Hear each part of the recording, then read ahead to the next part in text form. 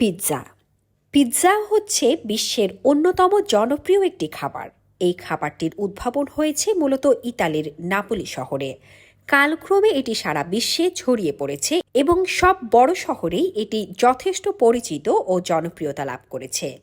এক প্রস্থ মোটা, সাধারণত গোলাকৃতি রুটির ওপর পনিরের প্রলেপ দিয়ে এটি তৈরি করা হয়।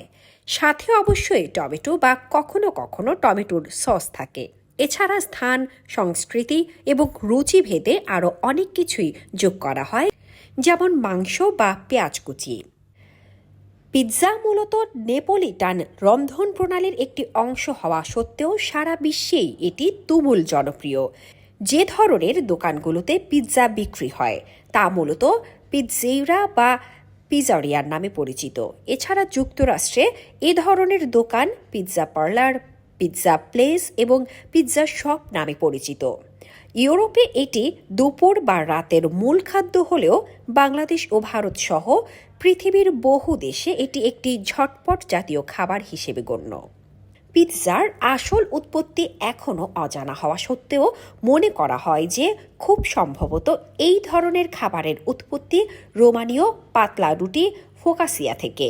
আনুমানিক 18 বা 19 শতকে ইতালির নেপলসে আধুনিক পিৎজার আবির্ভাব হয়। সেই জন্য এর তখনকার দিনে তার নাম ছিল নেপোলিটান পাই। প্রাচীন গ্রিকরা তাদের রুটির উপরাংশে তেল, লতাগুল্ম এবং পনির দিয়ে উনুনে সেঁকে খেত। এছাড়া প্রাচীন রোমানরা এটিকে একটু উন্নত করে পাতলা রুটির ওপর পনির, মধু ও তেজপাতা লাগিয়ে খেত। তবে 1522 সাল নাগাদ যখন টমেটো এবং সেই জাতীয় সবজি পেরু থেকে ইউরোপে বাণিজ্যের কারণে আসে, তখন বিষাক্ত ফল মনে করে সেগুলো খাওয়া হতো না এবং তা অভাবী মানুষদের কাছে সহজলভ্য ছিল। তার জন্য ইস্ট এর সাথে ময়দা মিশিয়ে তাতে টমেটো ও অন্যান্য মশলা দিয়ে খেতে শুরু করে ও পরবর্তীতে তা বিশেষ জনপ্রিয়ও হয়। পারস্য সৈনিকদের পাতলা রুটির ওপর চিজ ও খেজুর দিয়ে খাওয়ার প্রমাণ পাওয়া যায়। কিছু বিশেষজ্ঞের মতে পিৎজার উৎপত্তি পিৎজারেল থেকে, তা আসলে রোমান্স জিউসদের খাবার ছিল। মনে করা হয় যে রাফায়েল এসপোসিটো নামক এক ব্যক্তি সর্বপ্রথম আধুনিক পিৎজার আবিষ্কার করেন।